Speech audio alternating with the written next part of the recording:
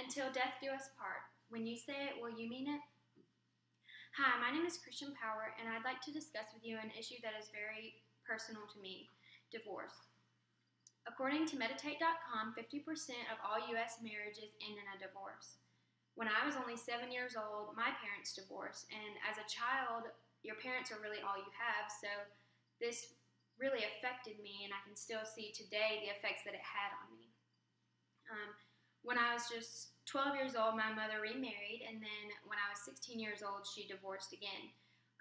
During this divorce, though, I was older and was able to see the effect that it had on my mother and on my younger siblings. During her divorce, my mother went through multiple stages of depression, and I could see the depression in her eyes. I could see it in everything that she did. She just wasn't the same person. Also, she had a really hard time explaining to the children because they were always asking where he went and why he wasn't home. So she had a really hard time explaining to them what was going on. Experiencing both divorces has really made an impact on my life and changed my outlook on both marriage and divorce. And that is why I would like to share with you why I think divorce should not be an option. The first reason that I think it should not be an option is because it's been proven to cause depression. The first thing that causes depression is the loss of your partner. When you marry this person, you obviously had some kind of love or affection towards them, and that love doesn't just disappear just because you don't feel that things can work out anymore. So that leads to depression because you're confused. You can't understand why you still love this person when you are trying to get away from them. Also, ending things legally is going to be as easy as drawing up papers and then signing them. But emotionally, it's going to be a whole other story. You're going to be trying to figure out why things happened the way that they did, why they didn't work out, and then other times you'll hate the other person, and then sometimes you'll love them, and it'll be really confusing, and that alone leads to depression. Another reason is you're losing all your hopes and dreams. When you marry this person, you most likely had plans with them for the rest of your lives, and everything that you planned included them. And so now all those dreams, whether it be raising a family or building a house or a business or whatever it may be, all of those dreams are just crushed now, and that is a very big cause of depression and divorce. Also, there's a loss of lifestyle. When you married this person, you became a part of them and they became a part of you. Everything you did had something to do with that person. You woke up in the morning and the first thing you saw was that person. And then when you go to sleep at night, the last thing that you see is that person. And everything in your day had something to do with that person. And now you just have to rethink your life. You have to find a new way to live. And that can be very difficult and can leave you feeling lost at times. And that feeling of emptiness and lostness is a major cause of depression. The second point I'd like to discuss is that being a single parent is not easy. If it's like in my case and only one parent is willing to still raise the child and only one parent is willing to put in effort, then it becomes really difficult on that person, on that parent that has the custody. First of all, raising children is a two-person job. It's just not something fit for one person. According to the Single Mother Survival Guide by Patrice Karst, the thought of being the only person invested in the children's lives is the hardest obstacle for the single parent to overcome. And I believe that it is, because I saw in my mother when she tried to explain to my younger sister why her father didn't want anything to do with her anymore and why her father wasn't ever around anymore. I mean, it's really hard. It's hard for my mother to understand. It's hard for me to understand. It's hard for anyone to understand why no one else is invested in your child's life like they should be. Another thing is the stress level of a single parent.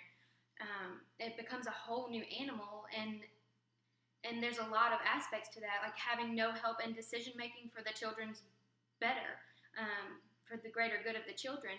You won't have that extra help to just assure you that what you're doing is right.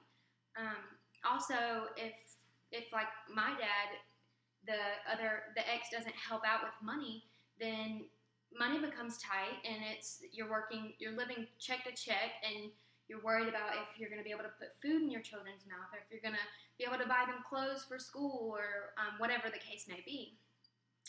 Another thing that causes the stress is that all your time becomes the kids' time. As where before you could have, if you're feeling bad about yourself, or if you just needed a little you time, you could have your spouse take the kids somewhere, do something with the children, and just take that time to yourself to just recollect yourself. But now that you don't have that extra helping hand, it's all the kids' time. So if you're feeling bad about yourself, you're just going to have to push through and just focus on the kids. My third and final point, and why I think divorce should not be an option, is because the children that are involved in the divorce will now have long-lasting emotional issues, such as mine. The first thing that I'd like to discuss in the emotional issues of the children are future relationship issues. According to human development specialist Dwayne Matthews, if the child witnesses marital disputes during the marriage, during the divorce, or after the divorce, they will have future mistrust in their relationships. I see that in myself today. I mean, even if it's a relationship with a friend or a boyfriend or whatever, I can see myself going into the relationship with no trust. And also, another thing is that these children of divorces will expect to be abandoned. I see that in myself as well. I go into my relationships with the thought of I'm already thinking, well, they're going to leave me, and so I better not put my all into this relationship. So that divorce really leaves the child with this sense of abandonment. Also, it affects children by the children feel a discontent with their lives for forever. The children who have experienced this divorce will have a hard time being happy in the future. They will always feel like they're going to be abandoned, or something bad is going to happen in their relationships, and they will always be unsatisfied with life. They're also more likely to give up easy and divorce if they remarry, or if they marry as well. To conclude, I would just like to say that in my personal experience with divorce, it is just a terrible mistake. I've seen the way that my mother and father's divorce has affected me, and the way that my mother and stepfather's divorce led my mom into depression, which was a really terrible time. I saw her struggle to come out of that depression, and I saw the hurt in the children's eyes when their father, my stepfather, left.